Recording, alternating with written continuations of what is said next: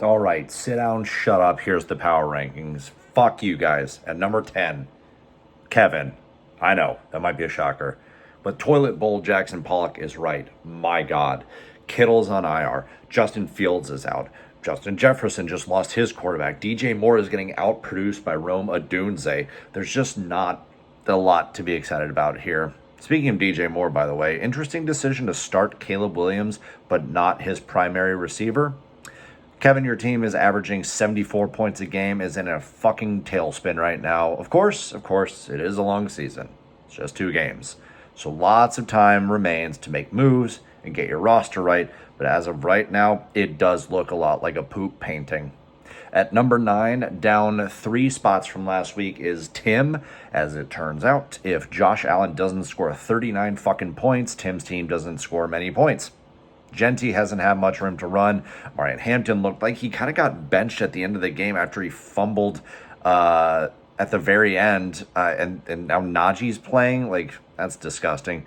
Marvin Harrison Jr. is immensely boom bust, so he'll have some games, but he'll have a lot of not games too.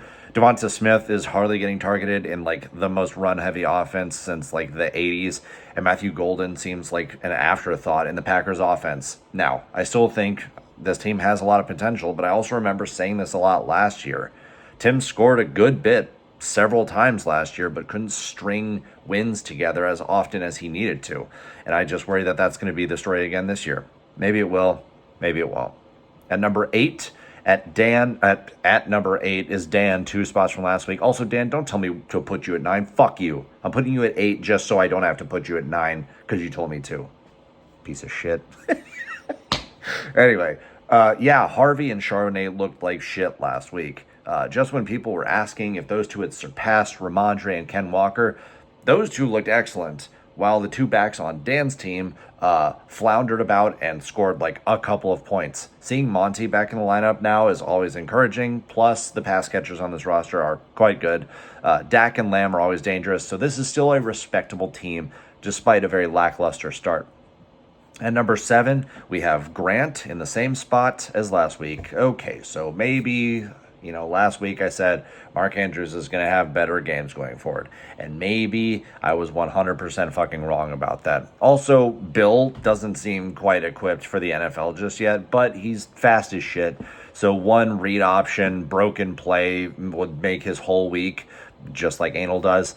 Grant scored 110 last week on the back of Amon-Ra St. Brown having basically a career game, including a garbage touchdown on like 4th down when they're already up multiple scores, which honestly, I fucking love Dan Campbell for that one. I'm not even mad about it. This team isn't like bad, but it's not good yet either. Also, I'll say it, Calvin really isn't good at football. He's just really fast. He's not actually good, and I think he's really stupid. Anyway, at number 6, up 1 spot from last week, is me. I said last week there were plenty of ways that my season, this team, could go wrong. And one of those ways, a big, big way, is Jamar Chase losing Joe Burrow for 3 months, and then Breece Hall and Derrick Henry combining for 61 total yards and not scoring any touchdowns. Somehow, in spite of that, I fucking limped to 110 points, but it felt really gross. Like, yes, I'm still third in scoring thus far, but I'm just kind of hanging out in the middle of the pack right now, waiting for some good luck, I think. Perhaps a trade is in my future? Hit me up, fellas. At number 5, we have Patrick in the same spot as last week. Patrick is about to go up in the power rankings for sure. I just need like one team ahead of him to like actually really stumble and look different. Patrick, you're consistent as hell with your scoring. You got solid players everywhere, plus a deep bench and butthole. Josh Jacobs can't stop scoring touchdowns, and JSN just apparently doesn't even need to. Also, Tucker Kraft remains the tight end 1 in fantasy right now. This high floor team has a really good chance of reaching the playoffs. At number 4, same as last week, is Chris. I literally said, I know everyone's rolling their eyes, but I said, this is crazy specific. I literally said that Lamar, CMC, and JT were going to score 70 against me. They scored 70.5 points. That's a pretty good guess. Still, that doesn't make the loss any easier to swallow. My concern with this team is that, like, yes, those three guys are absolutely capable, in fact, probably likely to finish as the number one at their positions, but there's not quite enough behind them to declare this team a juggernaut yet. Brian Thomas Jr. is having a very slow start. Pickens was a distant second fiddle to CeeDee Lamb, obviously, until the fourth quarter became insane out of nowhere. And then Travis Kelce looks pretty slow on a bad Chiefs offense, and DeAndre Swift is the Calvin Ridley of running backs. Chris's team will be better more often than not and ought to be a playoff contender, but I don't see 137 happening too often rest of the season. Down one spot from last week is Scott. Now listen, that's not true. In the same spot as last week. That is a typo. Scott, you're in the same spot as last week at number 3. I said also last week that A.J. Brown and Terry McLaurin wouldn't ever combine for 35 yards in a week ever again, and they didn't. They combined for a whopping 75, baby. Fucking boom. Predictions out the ass, bro. What are you going to do about it? The two lowest scorers on this team couldn't stop Scott from scoring a nice 121 points. Notably, with Neighbors finally blowing his huge load, even with Russell Wilson heaving him the ball. I also like Scott's bench quite a bit, frankly, and consider at least like half of those guys to be starting quality players in our league. Scott, you got solid players all around. You got great depth, and that keeps you squarely in the playoff picture. All right, I'm just going to go ahead and skip to number 1. It's Jason again. Oh, I can hear Sam screaming across town. Now listen, all right, I'll just say it. Sam's team is clearly the strongest right now, but I just want to keep this bit going. Jason is now 0-2 and 7th in scoring, plus he just lost Joe Burrow and is starting Daniel Jones. Oh, God, that was gross. And now he's benching Kyren Williams. Like, Jason, it is far too early in the season to be having a fucking meltdown. You're acting crazy right now. And no, gaslighting isn't a real thing. You sound insane. Now, at number 2, but obviously number 1, is Sam.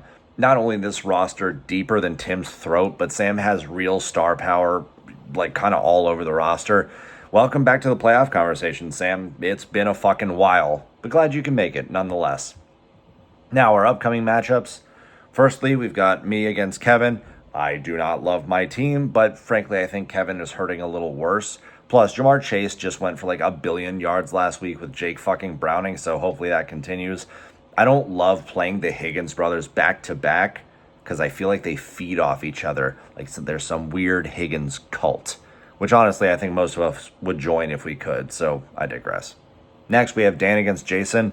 Dan has a chance to continue the trolling of the preseason number 1. Here's to hoping that Dak throws a couple touchdowns to Lamb against the Bears, who, Tim, obviously still suck. Next, we've got Chris against Patrick. The birthday buddies bang boners back and forth, and this should be a really fun one, much like the flesh sword fighting that will certainly be going on. Now, we've got Tim against Scott, and so if Josh Allen goes crazy on Thursday, Tim has a real shot to win this matchup.